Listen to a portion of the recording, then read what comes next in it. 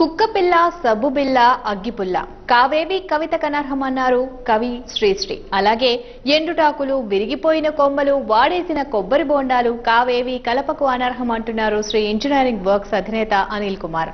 పనికిరాని చెత్తతో కృత్రిమ కలపను సృష్టిస్తూ నగరానికి పారిశుద్ధ్యంతో పాటు తక్కువ ధరకే కలపను అందిస్తున్నారు.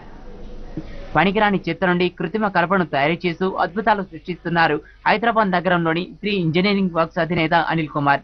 గత 20 సంవత్సరాల నుండి వేరుశెనగ పొట్టు, రంపం పొట్టు, మొక్కజొన్న కండలు ఇలాంటి పనికిరాని వ్యర్థాలను సేకరించి కృత్రిమ కలపను తయారు చేశారు. దీనికి మంచి డిమాండ్ రావడంతో అనేక మంది పారిశ్రామికవేత్తలు దీనిపై దృష్టి సారించారు. బ్యాంకుల రుణాలతో నగర చుట్టుపక్కల ప్రాంతాల్లో ఏకంగా 24 ప్లాంట్లు నిర్మించారు. సుమారు 30 కంపెనీలు రోజుకు 400 టన్నుల మేర బ్రికెట్ సప్లై చేయడంతో రా మెటీరియల్ దొరకడం కష్టమైంది. దీంతో ప్రత్యామ్నాయంగా మహానగరంలో పేరుకుపోయిన చెత్తపై దృష్టి సారించారు.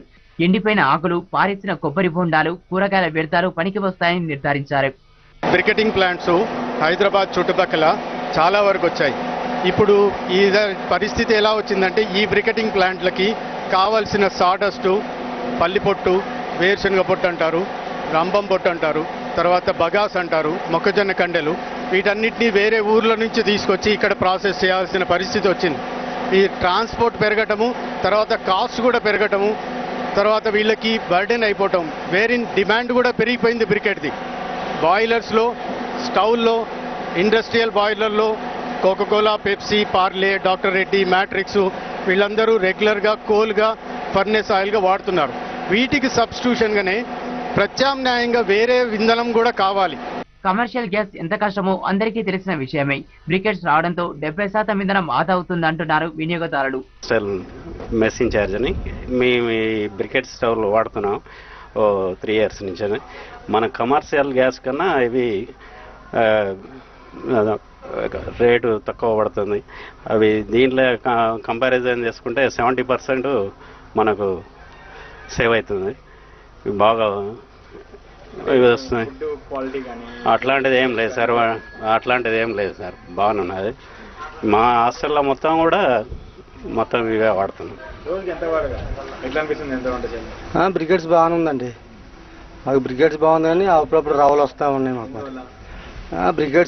బ్రికెట్లో చాలా ఫాల్ట్ ఉంటాయి. కొన్ని బ్రికెట్స్ అయితే రావు, కొన్ని బ్రికెట్స్ అయితే వస్తున్నాయి.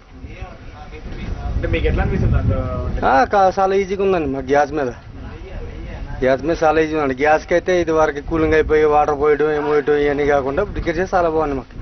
మాలాంటి మధ్యతరగతి వాళ్లకు ఇళ్లలో కూడా చేసుకునేటట్టుంటే మాకు మంచిగా ఉంటుందని మా ఆలోచన ఉంది. ఎందుకంటే ఇంట్లో వాళ్ళకు కూడా ఇప్పుడు ఒక సిలిండర్ 450 నుంచి 500 అయిపోతుంది. అది కూడా 20 రోజుల కంటే ఎక్కువ రావడం లేదు. బ్లాక్లో ఇంకా 700 డబల్ కూడా వస్తుంది. కాబట్టి ఇది ఇంట్లో వాళ్ళకు కూడా తయారు చేయమని వాళ్ళను మేము కోరుతూ ఉన్నాము. కమర్షియల్ వారికే కాకుండా పేద మధ్యతరగతి వారు ఉపయోగించుకునే విధంగా ఉండాలంటున్నారు గృహిణులు. మాకు చాలా సేవ్ అవుతుంది సార్, తొందరగా అయిపోతుంది, పొల్యూషన్ లేదు. చాలా గ్యాస్ కంటే కూడా చాలా తొందరగా అవుతుంది. మధ్యతరగతి వాళ్ళకి కూడా ఇది ఇళ్లలో తయారు చేసినా కూడా చిన్న చిన్న పొయ్యిలు, ఈ బ్రికెట్స్ గురించి చాలా బాగుంటుంది. మాకు ఎటువంటి పొగ కానీ ఎటువంటి ఇది కానీ ఏం రాకుండా చాలా తొందరగానే అవుతుంది, సేవ్ అవుతుంది, టైం కలిసి వస్తుంది. రోడ్లపై బయోగ్రౌండబుల్ చెత్తను ఎత్తివేయడంలో జీహెచ్ఎంసీ సిబ్బంది కొరతను ఎదుర్కొంటోంది. సిబ్బంది ఒక్కరోజు రాకున్నా నగర పారిశుద్ధ పరిస్థితి ఊహించలేం. ఇదే కంపెనీలకు వీటి సేకరణ అప్పగిస్తే పారిశుద్ధ్యంతో పాటు ఆర్థిక భారం తగ్గుతుంది. అధిక చెత్త సమస్యతో బాధపడుతున్న జీహెచ్ఎంసీకి చక్కని ప్రత్యామ్నాయం చూపిస్తున్నారు ఈ బ్రికెట్ యూనిట్స్ యాజమాన్యం. ఇంతవరకు వ్యవసాయ వ్యర్థాలతోనే తయారైన ఈ బ్రికెట్స్ ను ఇప్పటి నుంచి గ్రేటర్ చెత్తతో తయారు చేసేందుకు సన్నాహాలు చేస్తున్నారు. పర్యావరణానికి మేలు కలిగించే ఇటువంటి ప్రాజెక్టులకు చేయూతని ఇవ్వాల్సిన అవసరం ప్రభుత్వానికి ఎంతైనా ఉంది. కెమెరామెన్ లక్ష్మణ్తో హరికిషన్, జెమినీ న్యూస్, హైదరాబాద్.